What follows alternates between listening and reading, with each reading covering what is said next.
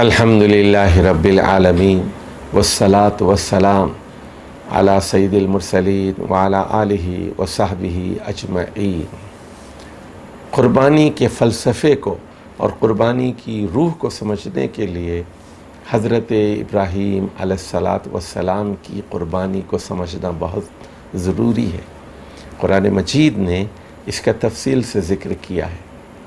حضرت ابراہیم علیہ الصلاۃ والسلام کا زمانہ 2100 قبل مسیح ہے۔ یہ جنوبی عراق کے باشندے تھے اور یہ ایک ایسے ماحول میں پیدا ہوئے جب بت پرستی عام تھی اور سورج کی، چاند اور ستاروں کی پوجا کی جاتی تھی، اور ان کا بادشاہ نمرود تھا، نمرود۔ اور خود حضرت ابراہیم کے والد آزر بھی نہ صرف یہ کہ بت پرست تھے بلکہ ایک مندر کے پجاری تھے۔ تو حضرت ابراہیم علیہ الصلاۃ والسلام بیک وقت تینوں کی دشمنی مول لیتے ہیں، اپنے والد کی دشمنی، اپنی قوم کی دشمنی اور اپنے بادشاہ نمرود کی دشمنی۔ اور یہ نوجوان ہیں اور اللہ تعالیٰ پھر انہیں نبوت سے سرفراز فرماتا ہے، اور ان پر صرف اور صرف ان کے بڑے بھائی کا بیٹا جو ان کا ہم عمر تھا، یعنی حضرت لوط علیہ الصلاۃ والسلام ایمان لے آتے ہیں۔ تو اب وہ تفصیل یہاں مطلوب نہیں ہے۔ بہرحال نمرود ان کو آگ میں ڈال دیتا ہے اور آگ ان کے لیے ٹھنڈک بن جاتی ہے، اور پھر یہ جنوبی عراق کے علاقے کو چھوڑ دیتے ہیں اور پہلے ترکی کی طرف جاتے ہیں، پھر وہاں سے فلسطین کی طرف جاتے ہیں اور کنعان میں رہائش اختیار کر لیتے ہیں، فلسطین کے علاقے کنعان میں۔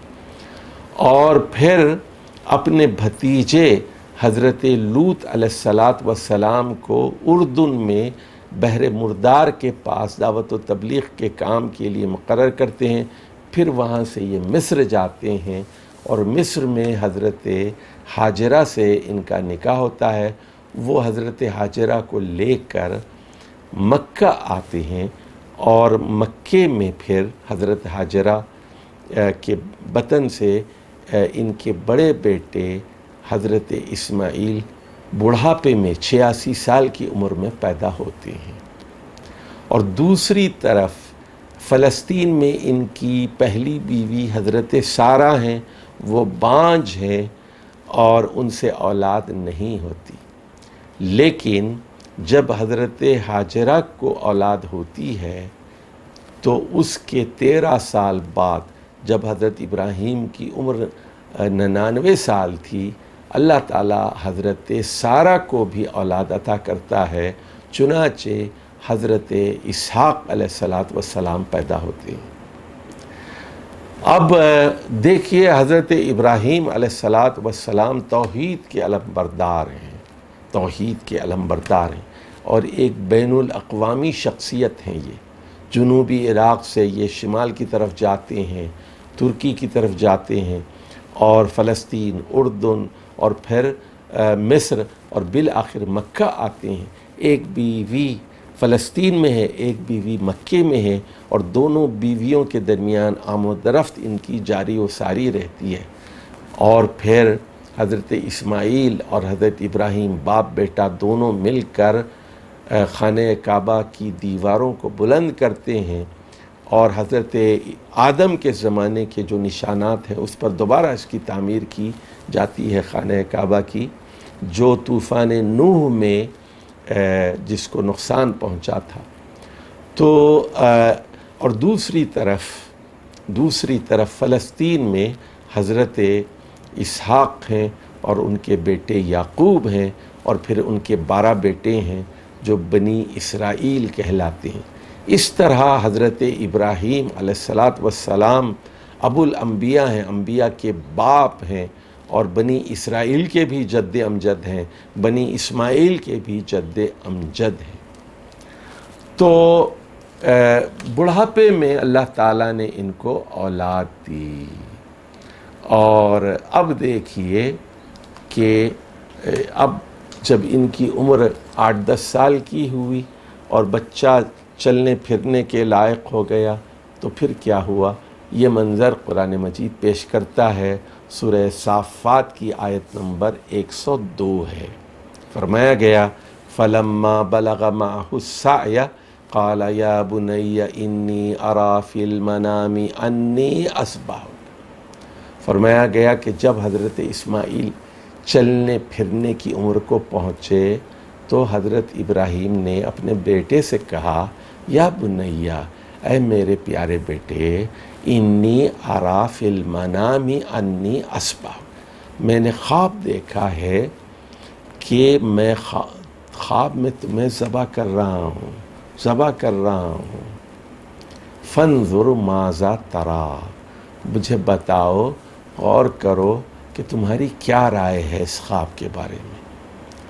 لیکن بیٹا یہ نہیں کہتا، سعادت مند بیٹا یہ نہیں کہتا کہ ابا جان یہ خواب کی باتیں ہیں اور خواب کی بنیاد پر آپ میری گردن پر چھری پھیر رہے ہیں۔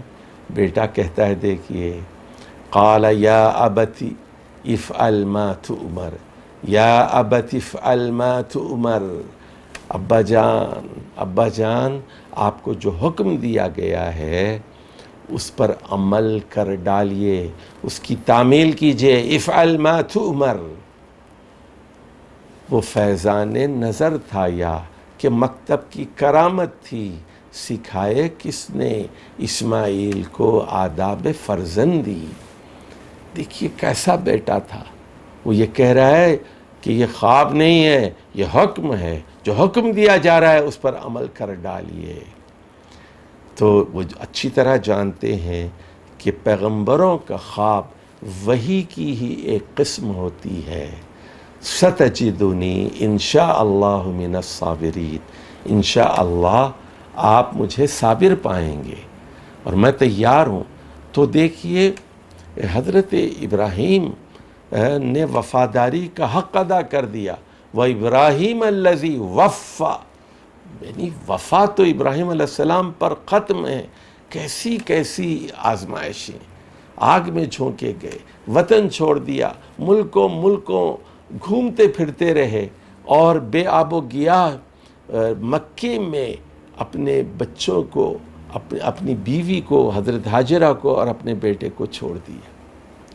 یہی بات ہے جو اللہ تعالیٰ نے وہاں سورہ بقرہ کی آیت نمبر 124 میں کہی وَإِذِ ابْتَلَىٰ إِبْرَاهِيمَ رَبُّهُ بِكَلِمَاتٍ، یاد کرو وہ وقت جب ان کے رب نے حضرت ابراہیم کو چند باتوں میں آزمایا۔ فَأَتَمَّهُنَّ، تو وہ ہر امتحان میں پورے اترے، 100% کامیاب ہوئے۔ فَأَتَمَّهُنَّ، ہجرت کا امتحان، آگ میں جانے کا امتحان، دعوت کا امتحان، والد کے ساتھ امتحان، قوم کے ساتھ، نمرود کے ساتھ، اور پھر سفر، مسلسل سفر، اور پھر مکے میں امتحان۔ اب یہ امتحان آ رہا ہے بیٹے کو ذبح کرنے کا۔